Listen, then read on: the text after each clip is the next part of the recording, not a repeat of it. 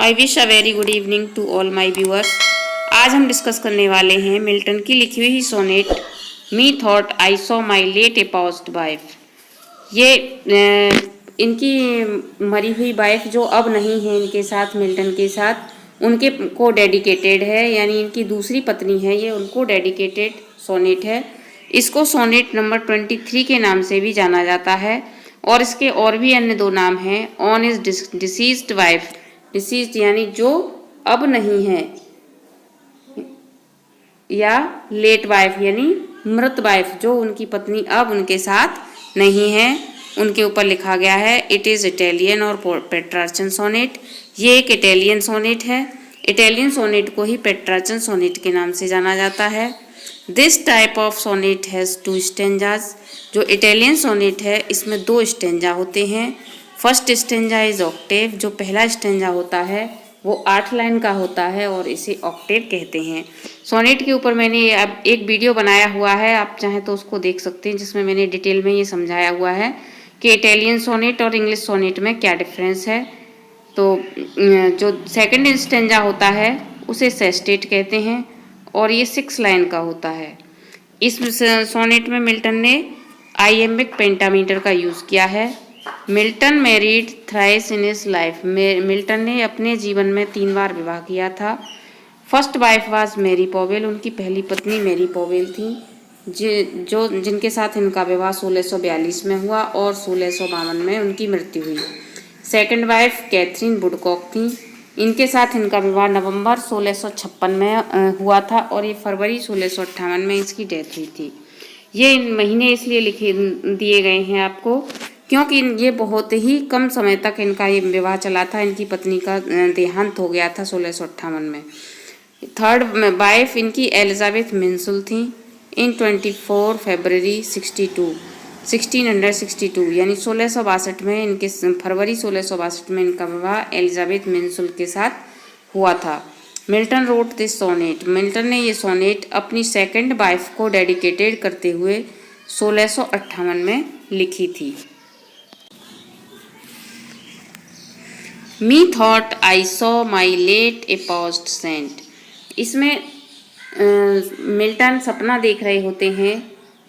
कहते हैं मुझे ऐसा लगता है, मी थॉट आई सॉ कि मैंने देखा कि मैंने अपनी मरी हुई पत्नी को देखा है। ब्रॉट टू मी जिसे मेरे पास लाया गया है। लाइक अलेस्टिस फ्रॉम द ग्रेव, जिस प्रकार अलेस्टिस को उसकी कब्र से लाया गया था उसी प्रकार मेरी पत्नी को मेरे पास लाया गया है। फ्रॉम होम जॉब्स great son to her glad husband gave. Whom Jove जिसको जोब यानी गॉड के बेटे हरक्यूलिस अब उसके पति के पास लेकर आए थे और उसे खुश किया था, उसी प्रकार मेरी पत्नी को लाया गया है। रेस्क्यूड फ्रॉम डेथ, जिस रेस्क्यूड यानी बचाया गया, उसको डेथ से बचाया गया है शक्ति के द्वारा, यानी हरक्यूलिस ने अपनी शक्ति से मेरी पत्नी को डेथ से बचाया है। 2 पेल एंड फेंट, यद्यपि उसका चेहरा पीला और वो मूर्छित है लेकिन फिर भी उसको मेरे पास लाया गया है। माइन मेरे पास, एज होम वास्ट मैंने खुद, whom washed from spot of child's bed taint. इनकी पत्नी की मृत्यु एक बच्चे को जन्म देते समय हुई थी।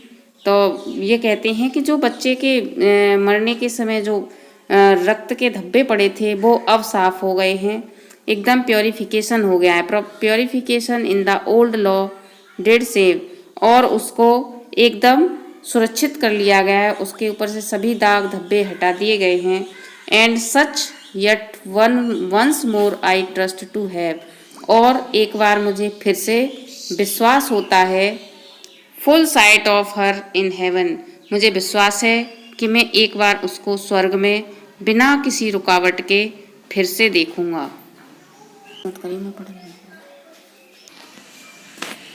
केम वेस्टेड ऑल इन वाइट, मुझे पूर्ण विश्वास है कि मुझे स्वर्ग में उसको झलक देखने को मिलेगी। सी केम वेस्टेड, और वो पूरी तरह से सफ़ेद कपड़ों में, शुद्ध एकदम, इतने सफ़ेद कपड़े हैं जैसे कि उसका माइंड यानी माइंड हृदय शुद्ध था, वैसे ही वो सफ़ेद कपड़ों में मेरे पास आएगी। हर फेस वाज बिल्ड, और उसका चेहरा ढका हुआ था। Yet to my fancied sight, उसका चेहरा ढका हुआ था, मुझे वो उसमें से दिखाई दे रही थी। लव, स्वीटनेस, गुडनेस, और उसके चेहरे पर प्यार, अच्छाई, मिठास, वो सभी दिखाई दे रहा था जो उसके जीवित होने पर मुझे दिखाई देता था। So clear as in no face, इतना स्पष्ट दिखाई देता था उसके चेहरे पर ये सभी उसके गुण। With no face with more delight, कि इससे अधिक खुश कोई और चेहरा मुझे दिखाई नहीं दे सकता था। लेकिन बट ओह, लेकिन मेरा दुर्भाग्य है। एज टू एम्ब्रेस मी, जैसे ही वो मुझे गले लगाना चाहती थी। सी इंक्लाइंड टू, मुझे गले लगाना चाहती थी। आई वेक्ड, मैं जाग गया। सी फ्लेड, और वो चली गई। And day brought back my night, और जो दिन आया मेरे जीवन में अंधेरा लेकर चला आया, यानी दिन आने पर मेरे जीवन में अंधेरा हो गया था। क्योंकि ये पोएम उनके अंधे होने के बाद लिखी गई थी, इसलिए उनका मतलब ये है कि दिन उनके लिए रात के समान था। स्वप्न में वो अपनी पत्नी को देख रहे थे तो उनको ऐसा लगता था जैसे दिन निकला हुआ है। इसी के साथ हमारी ये पोएम समाप्त होती है। अगर आपको वीडियो अच्छी लगी हो और सारांश समझ में आया हो तो वीडियो को लाइक करें, शेयर करें और सब्सक्राइब करें। धन्यवाद।